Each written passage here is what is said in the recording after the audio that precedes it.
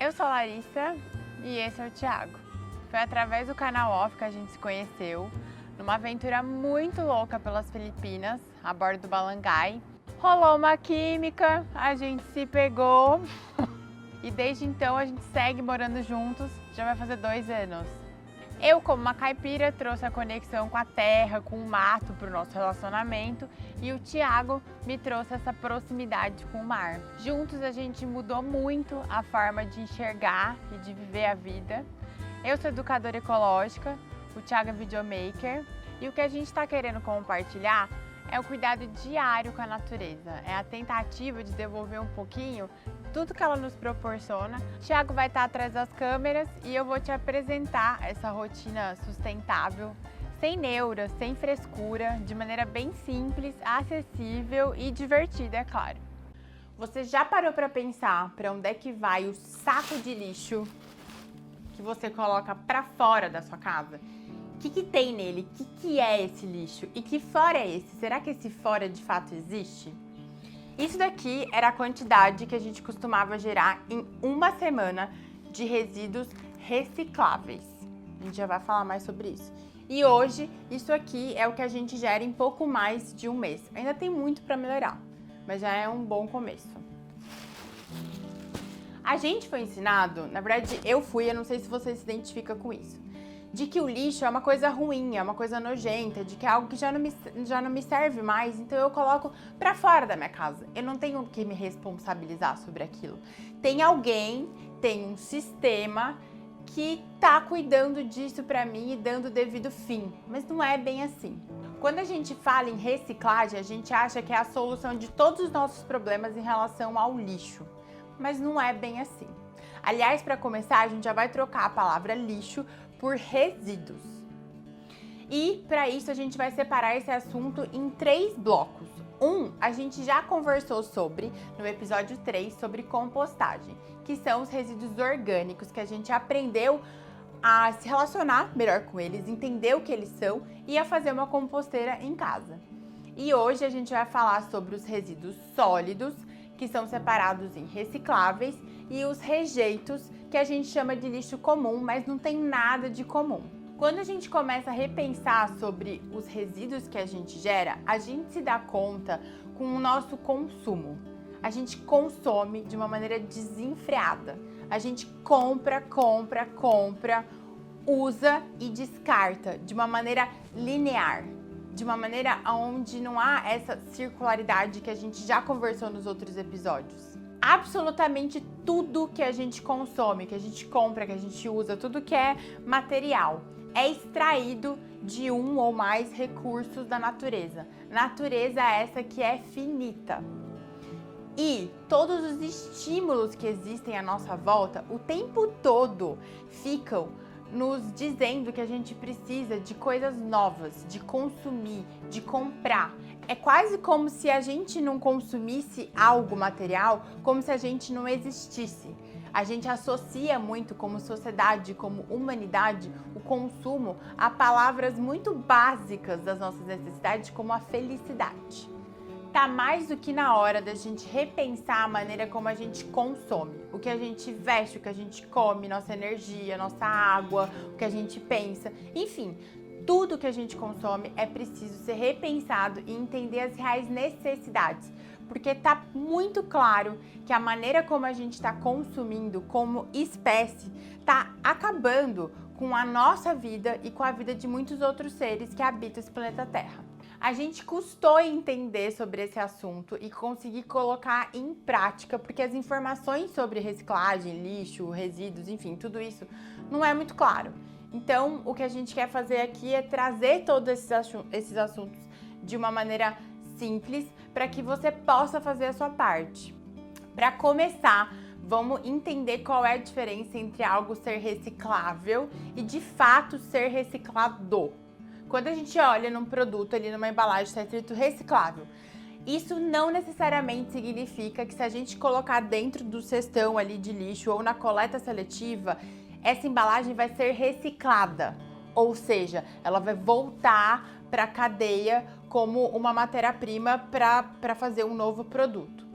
Não, tem um passo atrás antes desse processo da reciclagem. A reciclagem, ou seja, o produto ser reciclado, depende do mercado. Depende se essa embalagem é rentável ou não para uma empresa fazer a reciclagem dessa embalagem. Depende se vai existir uma empresa que vai pegar essa embalagem, vai reciclar ela e vai transformar ela em uma matéria-prima para ser usado em um outro produto, em uma outra embalagem. Então, quando a gente fala, eu separei meu lixo e botei lá na coleta, às vezes a gente acha que a gente está solucionando tudo e que então a gente pode consumir mais e mais produtos que estão lá escrito recicláveis e que tá tudo certo. Não, não é bem assim.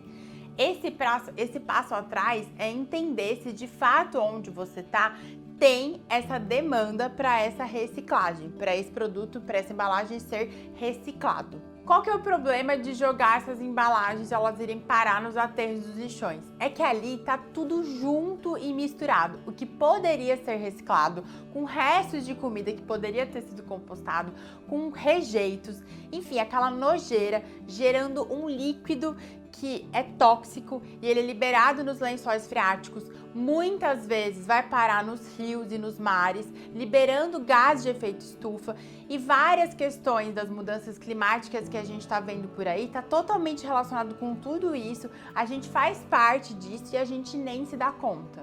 Daí você pode estar pensando, mas eu moro sozinho, eu só gero um saquinho de lixo por dia, isso é inofensivo perante esse mundo, esse planeta Terra inteiro. Nós somos mais de 7 bilhões de pessoas. Se todo mundo ficar pensando assim, que eu só gero um pouquinho e não faço diferença no todo, onde é que a gente vai parar? Daqui a pouco a gente vai virar um lixo só e a natureza, como sendo um lugar finito, não dá mais conta, sabe? A gente vai de fato destruir tudo e todos, inclusive a gente. A gente já foi visitar alguns lixões e é uma situação muito triste. Existem várias pessoas que trabalham ali, que tentam tirar sustento, tentando catar o que poderia ser reciclado ali para levar para uma pequena empresa. Tem muita gente que mora nesses lixões, estando totalmente vulnerável a doenças e a situações desumanas. A gente tem esse costume como espécie de o que a gente não vê não nos incomoda.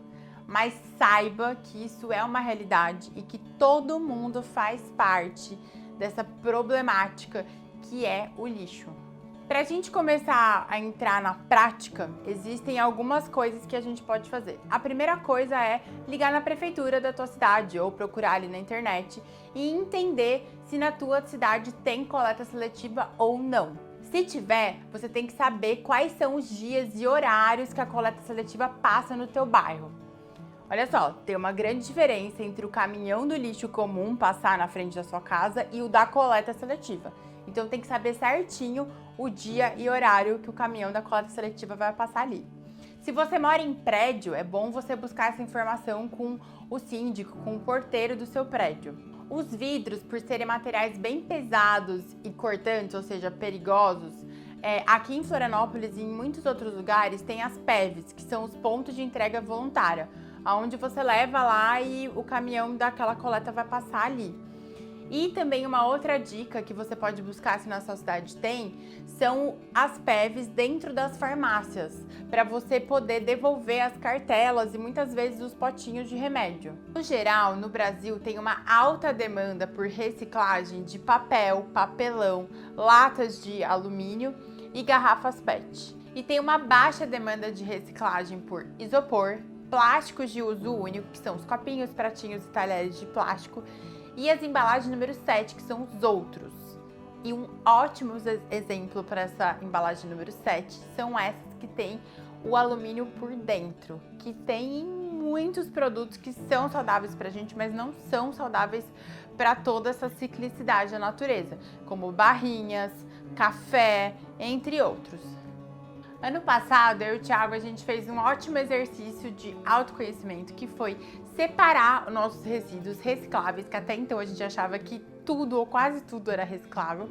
E a gente levou na cooperativa de reciclagem daqui de Florianópolis e a gente foi separar esse lixo todo com o Alessio, que é catador e trabalha com reciclagem há mais de 15 anos. E ele nos deu várias dicas que a gente quer dividir com você. Começando pela conhecida e famosa embalagem de pizza, A gente precisa só dedicar 2 minutinhos recortando, né, a parte que fica oleosa. Aí isso é rejeito. E essa aqui, que tá sequinha, é um papelão que vai para reciclagem, né? Uma coisa que eu acho muito importante sobre isso é pensar que a reciclagem começa com a gente e que tem uma outra pessoa ali, que é o catador, que vai estar na cooperativa, que vai estar fazendo um trabalho. Imagina, tem um monte de coisa lá para ele separar. A gente pode estar fazendo esse trabalho, a gente pode estar ajudando nesse trabalho e nos responsabilizando. Então é isso, assim, picotou ali rapidinho, separou o que vai pro rejeito, separou o que vai pro reciclável e tá show. Porque senão, no caso dessa embalagem da pizza, tudo iria pro rejeito. Tudo iria pro rejeito. E aí, casos mais simples assim, eles perdem tempo, né? Separando o plástico. Daí eles não separam, eles mandam tudo pro rejeito. Vai tudo pro rejeito, porque senão eles não têm tempo de chegar num volume, né? Num peso maior para poder ganhar um dinheiro, né? Sim. Então, separando, todo mundo recicla, plástico, papel e papelão. Né? E outra questão é diminuir o volume, né? Sim. Tanto do papelão quanto de tudo que a gente conseguir diminuir o volume ajuda pro caminhão, né? Porque o caminhão da coleta seletiva ele consegue levar mais coisas. Pensa que o caminhão da coleta seletiva passa lá na frente do teu prédio, da tua casa, com um monte de lixo. É super volumoso. Quanto mais a gente conseguir condensar, mais a gente também tá ajudando nesse processo. Era bom fazer com o pé, né? Com o pé mais seguro, mas também diminui o volume. Então aqui algumas coisas que eu acho importante falar, a gente já falou no primeiro episódio. Quando a gente se relaciona com as pessoas, com o consumir local, como a gente foi na feira comprar nosso alimento, a gente tem muitas vezes a oportunidade de devolver. Isso aqui veio morango, umas frutas, e a gente pode devolver para o feirante. A gente não precisa necessariamente botar na reciclagem. Esse iria reciclar, mas esse aqui, que é o isopor, não iria. Então a gente pode devolver e eles reutilizam. Tendo a possibilidade de devolver, é a melhor opção, né? Mas se não tiver, ele é rejeito na grande maioria do nosso país. Aqui, né, as famosas embalagens que fazem parte do grupo do número 7, que são por dentro com alumínio. Essas aqui, elas até são recicláveis, mas é uma reciclagem muito cara, então aqui no Brasil não se recicla, é tudo rejeito. Esse aqui é um bem simples, que normalmente a gente já bota, né, junto com papel higiênico, que é o miolo. Isso aqui recicla e até dá para picotar para quem tiver composteira e jogar direto na composteira como uma matéria seca, né? E aí, se botar junto com o papel higiênico, depois de limpar ali e tal, rejeito. Vai pro rejeito. Outra dica que o Alessio nos deu são essas embalagens que o plástico vai reciclar. Mais uma vez, tem que entender o que recicla na sua cidade ou não. Mas que por conta do adesivo, inviabiliza a reciclagem. E aí, o que dá pra fazer é tirar. Muitas vezes sai facinho, mas se não sair, é a mesma coisa da pizza. Tira ali uns 2 minutinhos e recorta, e essa parte joga no rejeito e a outra no reciclável. Resolvido. Bucha vegetal. Muitas vezes a gente usa aquele monte de bucha pra limpar ali a panela. E são buchas que não reciclam e que são feitas de vários materiais, e a gente pode simplesmente olhar para trás do que nossos avós ancestrais usavam, que é a bucha vegetal, que é uma planta. Isso aqui verde a gente come, então é uma sabedoria milenar e tem que continuar. E depois que usar, vai para composteira. E aí aqui algumas coisas pensando em reutilizar.